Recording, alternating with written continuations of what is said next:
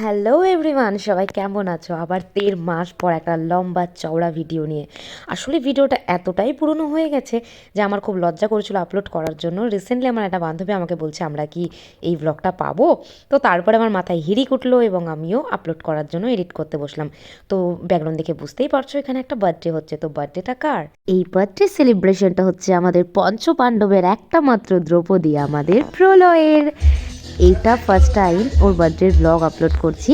তো দেখছি বাবু প্রথমেই ঢুকে মুখে বসে আছে, মানে ওর কাছে এসব কোনো সারপ্রাইজ মারপ্রাইজ না, হুড় করে ঘরে ঢুকে গেছে। আর এটা হচ্ছে ব্যাকগ্রাউন্ড, যেহেতু রুমটাই সাজানো গোছানো, লাইট অফ করলে বুঝতে পারবে। তার জন্য এক্সট্রাভাবে আমাদের মেহনত করতে হয়নি, থ্যাংক গড।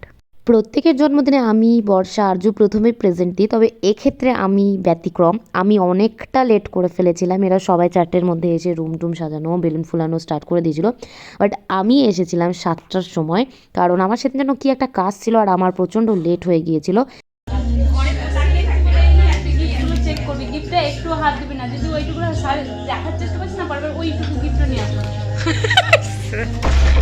चलो हम लोग छाद में जाते हैं। দেখছিস না তো?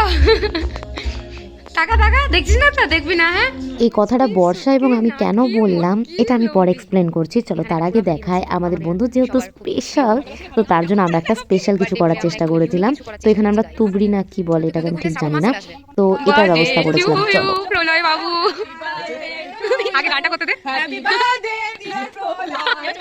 হবে না, আমি ভিডিও তো আসতে পারছি না, আমি দূরে দূরে আছি। ওদিকে কেউ, ওইদিকে ফ্ল্যাশ মার। দেখিস ভাই, এগুলো আবার ভয় লাগে কখন।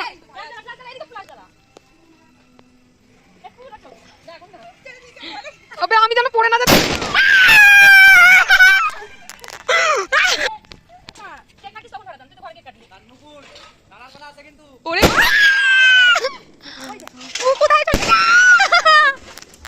এটাই ভালো ফুটেছে না? হয়ে গেছে শেষ দাদা। আচ্ছা চলো ও কেক কাটুক, ততক্ষণ তোমাদেরকে আমি এক্সপ্লেন করি ওই জিনিসটা কেন হয়েছিল। আসলে প্রলয় আমাদের মানে হাতে পায়ে বড় হলো, দিমাগ দিয়ে এখনও অনেক ছোট। ও আমরা একটা ছোট্ট প্যাকেট হাতে করে এনেছিলাম আর বলেছিলাম এই প্যাকেটে তোর গিফট আছে। তো বেচারা শুধু এদিক ওদিক ঘুরচার ভাবছে, মানে বলতে তো পারছে না, শুধু ভাবছে যে ওটার মধ্যে কী হতে পারে কী হতে পারে।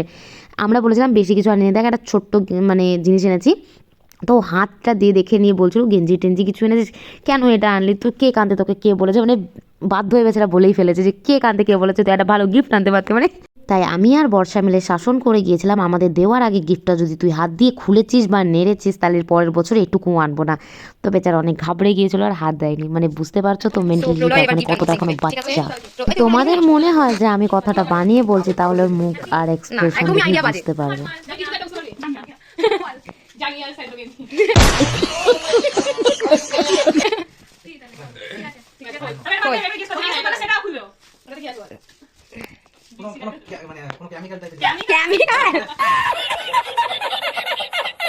বল কেমিক্যাল কেমিক্যাল মিডিলে আয়,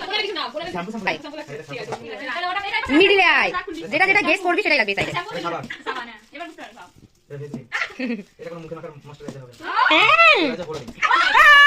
এইবার এইবার বলতে হবে, এটা বল এটা বল, এটা তুই পারবি। আগে কাপটাই খুলুক। চলো আচ্ছা নাও, তোমার কাপটা তুমি খুলে নাও। এই কাপটাই প্রতিদিন সকালে তুই চা খাবি, ঠিক আছে? এখন কাপ খুলতে চলেছে, এই কাপেই ওদিকে সকাল শুরু করবে। ওয়াও, এবার এবার পোলা কাপড় টাইপসে কি যেন বলছিল সেটা খুলবে। চাড্ডি, ছোটখাটো একটা চাড্ডি। इतने तेजस्वी लोग हैं हमारे पास। না হলে বলিস আবার রিটার্ন করে বড় আনতে হবে। না খুলুক না, একদিন তো খুলতেই হবে। তো গায়ে গন্ডারের চামড়া, তোর এটা তো তোর পরিষ্কার হবে না। না ওটা ভালো, ওটা ভালো, এটা অতটাও ইয়ে না, এটা গায়ে দেওয়ার সাথে সাথে খুলে যাবে। আর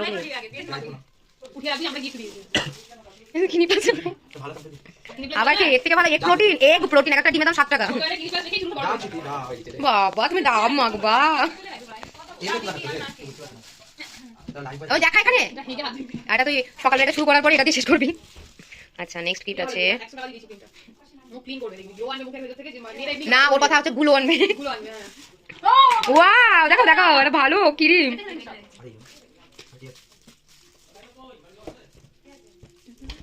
তাড়াতাড়ি খুলো, একটু খুশি হয়।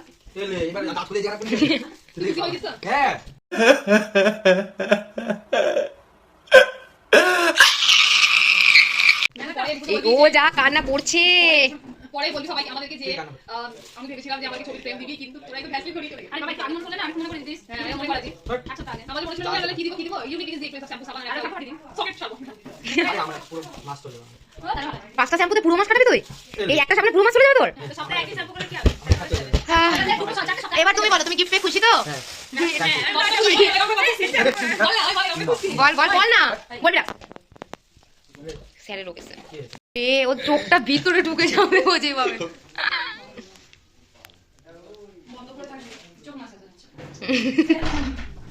আই মাসাজ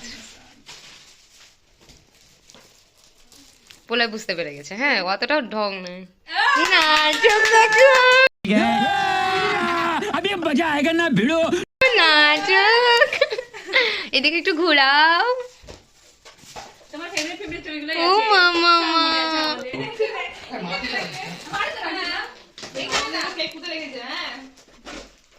এখানেও আমরা আমরা আমরা তারপর সাথে সাথে সময় নষ্ট না করে খেতে বসে যান আমাদের ফার্স্ট প্যাসেঞ্জার। আসেন লাস্ট কিন্তু যান ফার্স্ট। যাই হোক বেচারি দূরে বাড়ি, কী করবে বলুন। তাও এত কিছু সহ্য করে বেচারি বন্ধুত্বের ধর্মটা পালন করেন। তারপর ওর ফ্যামিলি থেকে একটা ছোট্টখাটো সেলিব্রেশন হয় সব ফ্যামিলি মেম্বারদের নিয়ে, এবং আমরাও সাথে যুক্ত ছিলাম। তারপর আমাদের মধ্যে উদয় হয় আমাদের গসিপ কিং। ওই যে মাঝে কালো জামা পরা লোকটা দেখতে পাচ্ছেন, ও হচ্ছে আমাদের মধ্যে গসিপ কিং। মানে যত পৃথিবীর গসিপ আছে আমরা সারা জীবনে যেটা করি না, ওই 5 মিনিট আমরা সেই সম্পূর্ণটা মানে একবারে কমপ্লিট করে ফেলি। যাই হোক তারপরে কিছুটা গসিপ করার পর আমরা খেতে বসে পড়ি ভদ্রলোকের মতন। এখানে সবাই কিন্তু উঠে গিয়েছে একমাত্র বর্ষা বাদে, কারণ বর্ষার মাংসটা এতটাই বেশি ভালো লেগেছিল, নির্লজ্জের মতন সবাই উঠে গেছে, তাও খেয়েই যাচ্ছে। ওর মায়ের নিয়ে আর কি করে বলেছিল বাবা নিজের বাড়ির মতন খা, আর বর্ষা সেটাকে সিরিয়াসলি মনে করে হাড়ি উল্টেই খেয়ে ফেলেছে। যাই হোক সরি, এমনি বেশি একটু বকে ফেললাম। যাই হোক বর্ষা ক্ষমা করে দিস। তারপর ওই যে মাঝের কাকুটা আবার এসে শুয়ে পড়লো, আবার কিছুটা গসিপ বাকি ছিল যেটাকে থুয়ে খেতে গেছিলাম সেটাকে কমপ্লিট করলাম, এবং তারপরে আমরা 9:30টার সময় সবাই বাড়ি চলে গেছি। তো আজকের ব্লগটা এখানেই শেষ। আমরা কিছুক্ষণ গসিপ করি তারপরে বাড়ি যাই। Tata bye bye, good night.